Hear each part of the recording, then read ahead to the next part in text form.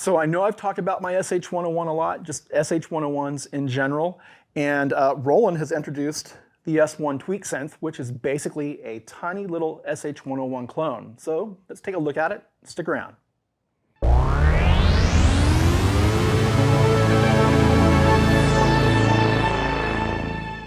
Hello Internet, Chris Cline here with Alamo Music Center in San Antonio, Texas.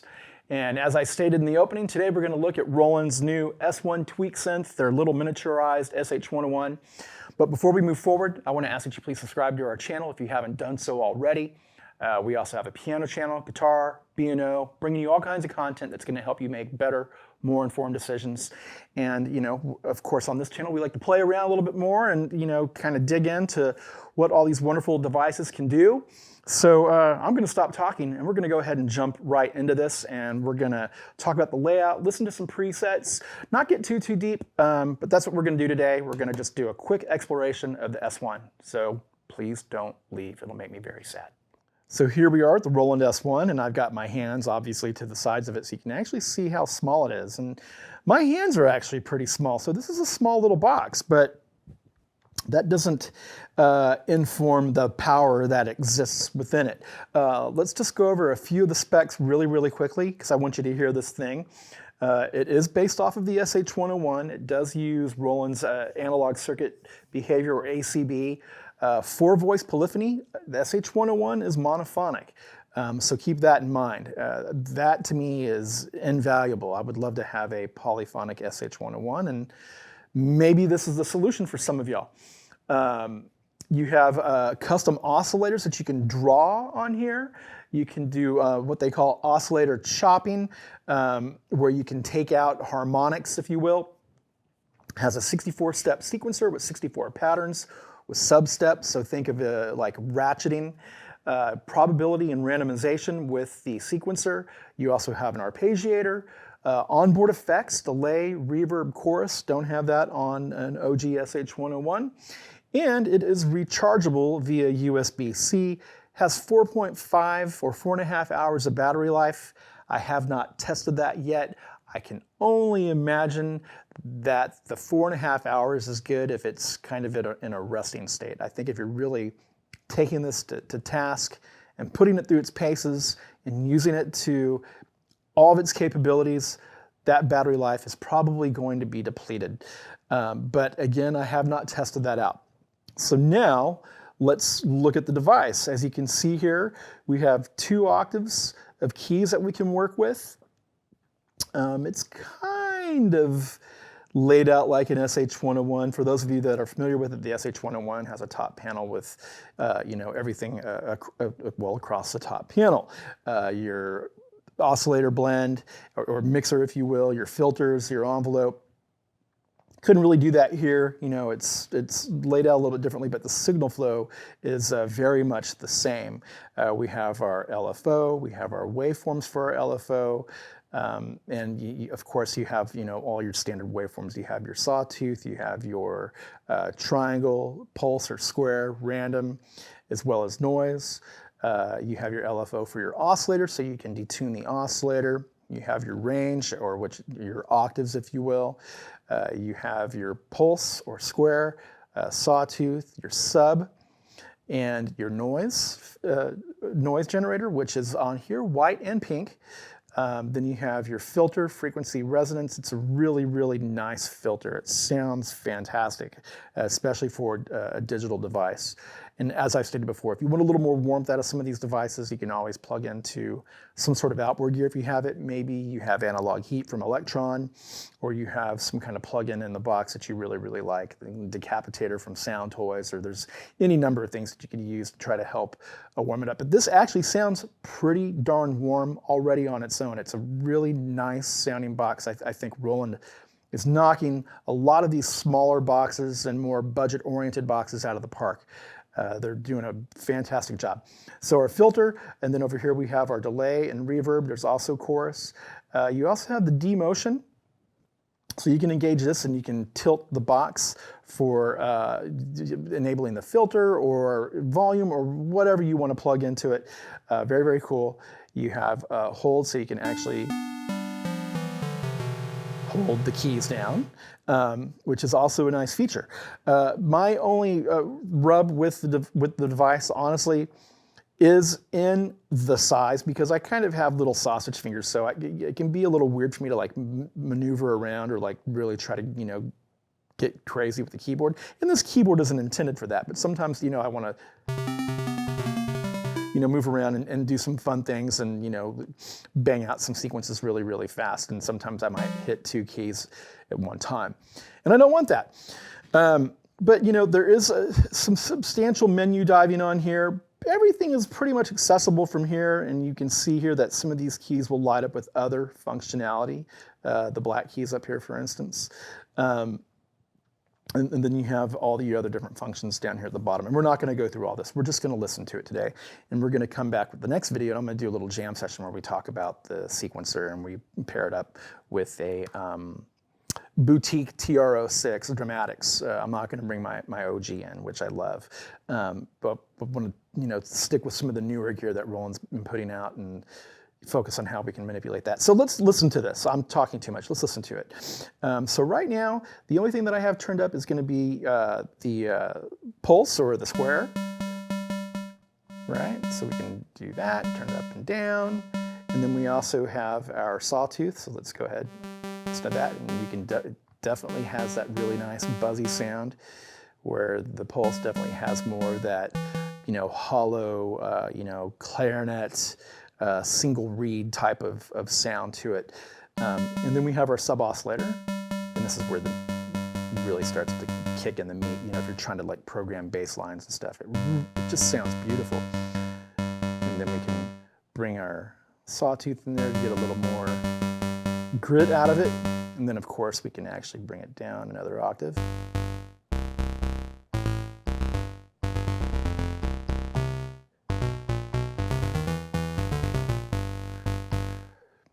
Now that we have the sound dialed in, let's turn up the LFO so you can see what that's going to do.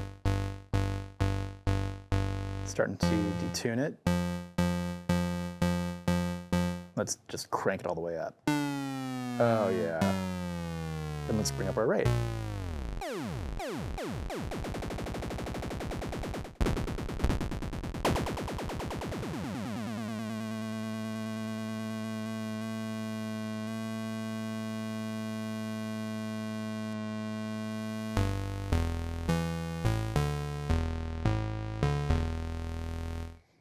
So it sounds killer. I really, really love this. Once again, my issues are, you know, it's the size and form factor, but gosh, you just throw this in your backpack, whip it out. You've got, you know, earbuds, or maybe you're using proper, you know, Canons headphones.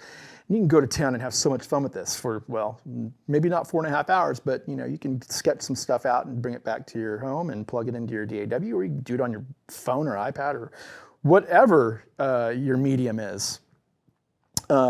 I would be remiss to not mention that we do have sync in and out. There's also, we have an 1/8 inch or mini jack for MIDI, so you need to, you know, have your own 1/8 to a standard 5-pin to make that work. And then you have your mix in and out as well, so you can take other Roland devices and plug them into here and you know, create a whole chain, which is quite nice.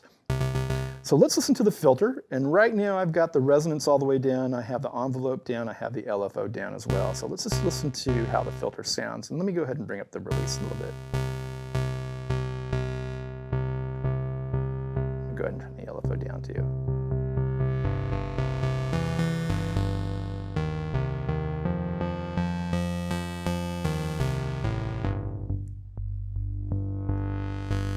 It's a really great filter. You don't really hear it stepping too much. Let's turn the resonance way up and let's see how it screams.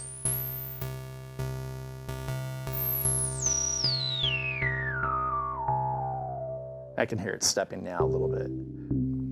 But it's still a great filter, and if you're doing really fast sweeps, you're not going to really hear it stepping all that much.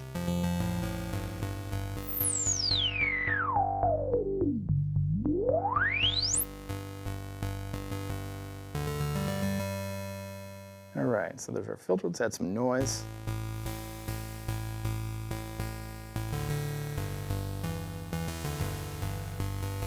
Now let's add our reverb in.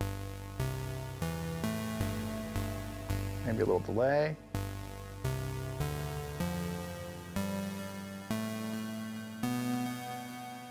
And the delay and reverb can be tweaked even more. We're not going to jump into that. We'll do that next time when we're playing around with the sequencer and kind of doing a little more of a deep dive. But let's go ahead and listen to different patches that exist on here by just messing around with the internal sequences. Again, 64 steps, excuse me. There is sub-steps or ratcheting, if you will, and then 64 slots to save these in. So there are 4 banks of 16. If I press pattern, you will see that these first 4 buttons light up, 1 through 4. These are the 4 different banks. The first bank is the only bank that has preset sequences. The other 3 are all up to you, and of course you can wipe out the first bank if you want.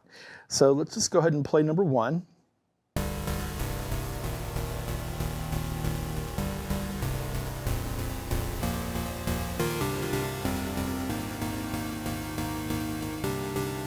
And you're having that 4-voice polyphony is really, really nice. I think it's such a big bonus to have that because you can get a little more experimental and it doesn't become just a bass or a lead machine or some sort of like, you know, ambient drone device. You can do a lot more having those 4 notes at your fingertips. So let's go to the next one.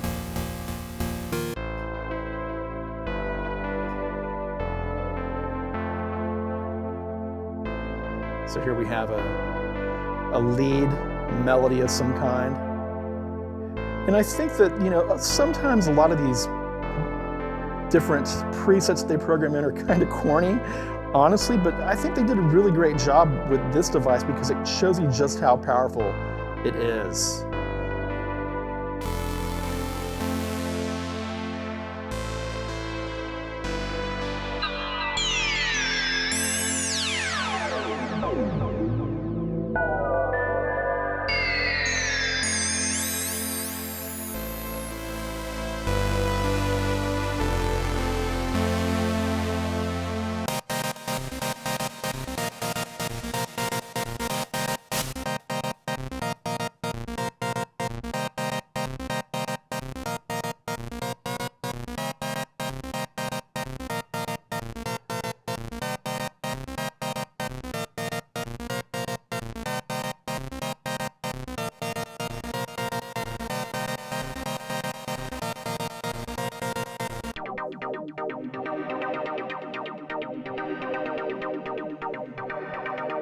And you can even hear how the reverb is automated for this sequence.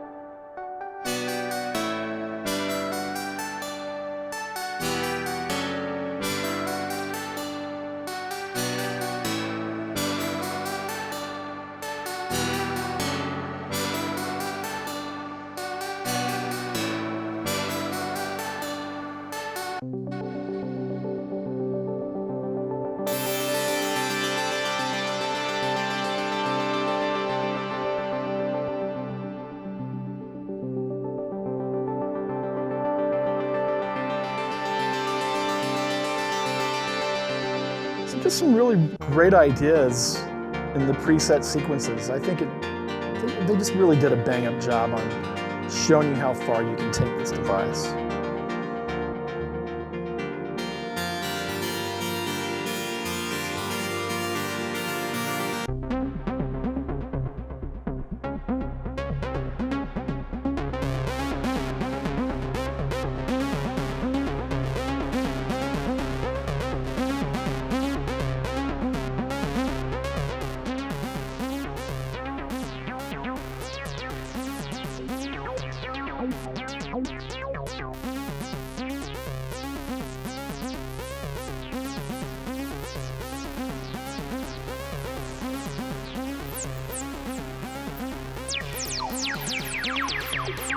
Oh, and in case I didn't mention it before, you also have the envelope for the filter.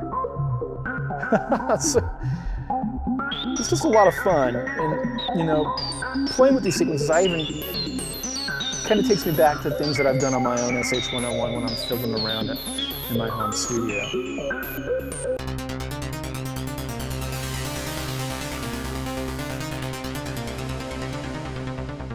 Here's our 80s soundtrack bass line.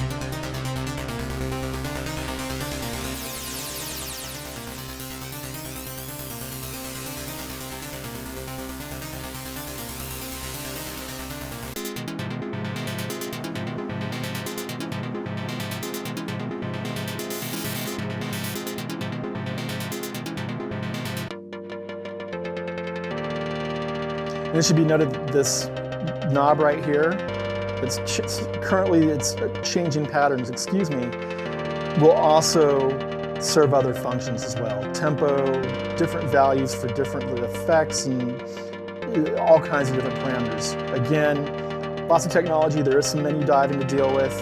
It's pretty typical with Roland, but for the most part, once you start getting into it and start jamming on it, it's so much fun to use, and it's really, really easy to use.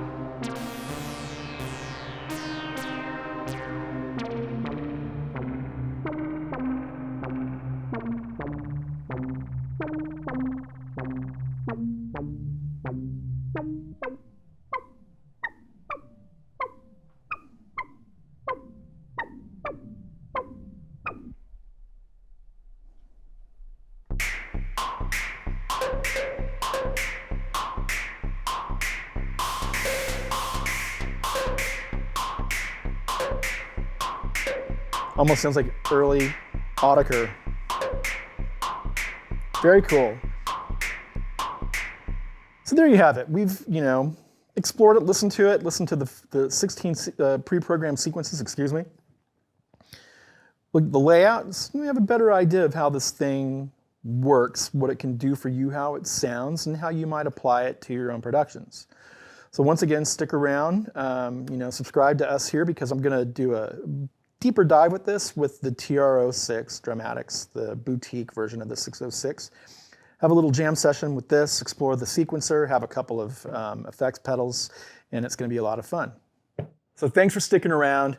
I know it was a real brief exploration and demo. We are gonna come back and we're gonna do a little homemade jam using this and the boutique TR-06 Dramatics. I believe it's TR-06. I have, of course, I've talked about this before, my OG 606, which is beat to heck, but I love it.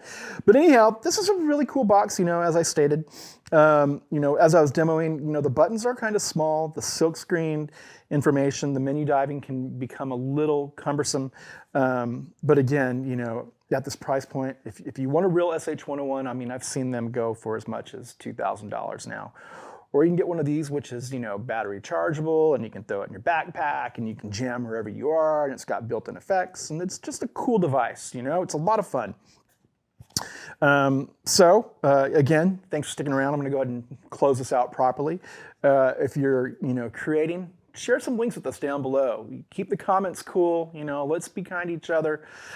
It's getting pretty rough out there, so let's be a little sweeter, and let's love each other a little bit more, and let's talk about our creations and how we can use these devices, and how we can better lift up our musical communities. I'm Chris Cline, Alamo Music Center in San Antonio. It's super hot here. If it's hot where you are, be safe, drink a lot of water, and stay cool until next time. Bye-bye.